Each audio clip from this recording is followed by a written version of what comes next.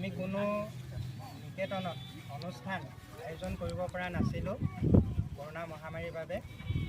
সেইবাবে এই বৰ্ষত একদম এতিয়া বাৰ্ষিক অধিৱেশন হ'ল, গতিকে আমিও অষ্টবিংশতিতম ক্ৰীড়া সমাৰোহ নিকেতনৰ ক্ৰীড়া প্ৰতিযোগিতা সমাৰোহ নহয় ক্ৰীড়া আৰম্ভ কৰি তোমালোকৰ সহযোগত ইমানখিনি আমি আজি আগুৱাই নিব পাৰোঁ সেইমতে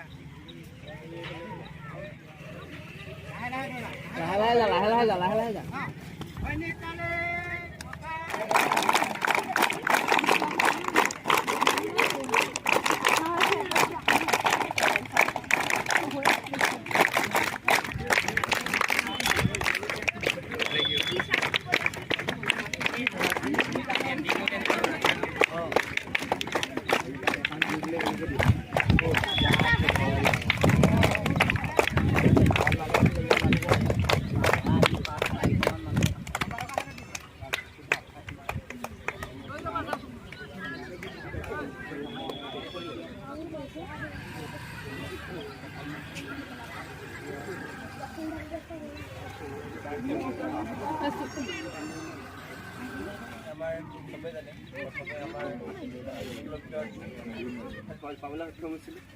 আৰু মই ক'ব বিচাৰোঁ যে তোমালোকেও এনেদৰে প্ৰচেষ্টা কৰি যোৱা। আৰু এইটো নহয় কি অনলি অকল পঢ়া শুনাৰ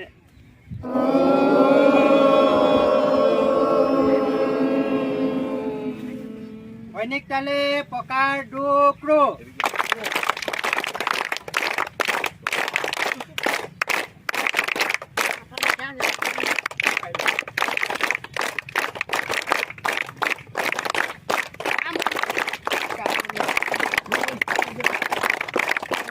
আৰু ইতিমধ্যে আমাৰ এয়া শ্বটপুট বালক শাখাৰ শ্বটপুট প্ৰতিযোগিতা আৰম্ভ হৈ গৈছে। আমাৰ ৰাষ্ট্ৰীয় পৰ্যায়ত পদক লাভ কৰি অহা আমাৰ প্ৰাক্তন ছাত্ৰ জিতুপন মেলি তত্বাৱধানত এই সকলোখিনি ব্যৱস্থা কৰি এয়া শ্বটপুট প্ৰতিযোগিতা আৰম্ভ কৰা হৈছে।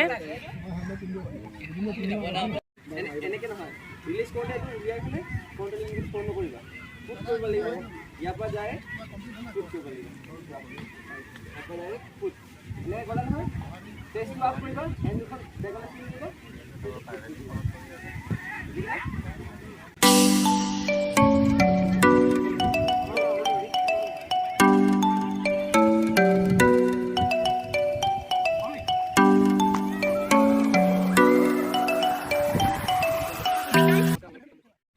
বালক শাখাৰ প্ৰতিযোগিতাৰ অন্ত পৰিল আৰু এতিয়া আহি গ'ল আমাৰ কিশোৰ শাখাৰ ল'ৰা শ্বটপুট প্ৰতিযোগিতা।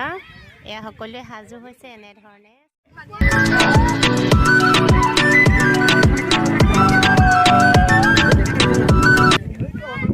এতিয়া এনেধৰণে ছাত্ৰ ছাত্ৰীসকলক আহাৰৰ ব্যৱস্থা কৰা হৈছে, প্ৰায় খাই সকলোৱে উঠিছে।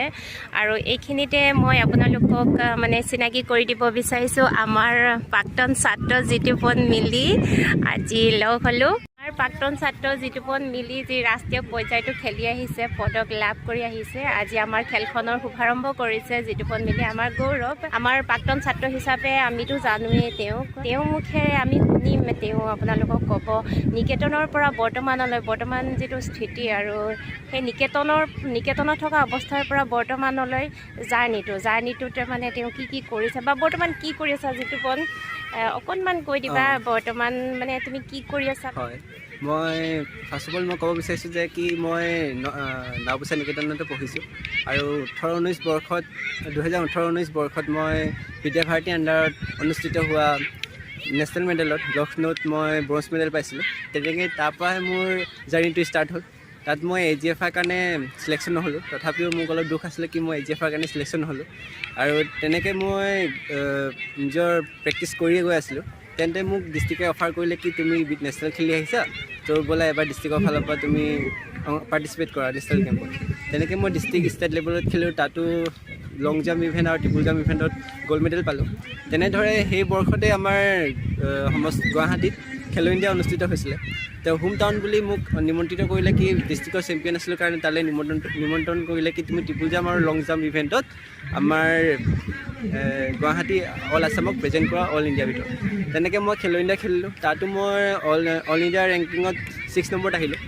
আৰু তেনেদৰে মই AFI আণ্ডাৰত নিজৰ নামটো মই প্ৰতিস্থাপন কৰিলোঁ আৰু তেনেদৰে মই এতিয়া ইষ্ট জোন এইবাৰ হৈ যোৱা ৰিচেণ্ট ইষ্ট জোনত মই ব্ৰঞ্জ মেডেল পাইছোঁ আৰু লং জাম্প ইভেণ্টত ট্ৰিপল জাম্প ইভেণ্টত লং জাম্প ইভেণ্টত মই ব্ৰঞ্জ মেডেল পাইছোঁ আৰু ট্ৰিপল জাম্প ইভেণ্টত মই গ'ল্ড মেডেল পাইছোঁ আৰু এটা কথা ক'ব পৰা সুখী হৈছোঁ যে মোৰ খেলো ইণ্ডিয়া স্কেমত মোৰ ক্লাবটোত এতিয়া মোৰ নামত আহিছে আৰু মই এজন কোচাৰ হিচাপে প্ৰতিস্থাপন হৈছোঁ। Thank you. ফলত ইমান গুৰুত্ব দিয়া নাছিলোঁ কি মাহঁতে কয় কি পাৰ্চেণ্টেজ বঢ়োৱা ডক্টৰ ইঞ্জিন বনোৱা তাৰপিছত মই ভাবিলোঁ কি হয় মই সেইমতে নিজৰ প্ৰচেষ্টা কৰিছিলোঁ কিন্তু মই সিমান সফল হোৱা নাছিলোঁ। আমাৰ যি প্ৰধান আচাৰ্য আছিলে ভূপেন বৰা ছাৰ তেওঁৱে আমাক বহুত উৎসাহিত কৰিলে বিশেষকৈ মোক কাৰণ মোক যেতিয়া সংকুলত বা বিভাগত আমাৰ পৰ্যায় হিচাপে হয় তেনেকৈ মই স্কুল লেভেলততো ভালকৈ খেলি যাওঁ লং জাম্প ট্ৰিপল জাম্পত ফাৰ্ষ্টে পাওঁ কিন্তু মই বিভাগ বা সংকুললৈ প্ৰতিষ্ঠা নিজে আগবাঢ়ি নাযাওঁ কাৰণ মোক ঘৰৰ ফালৰ পৰা ছাপৰ্ট পোৱা নাছিল।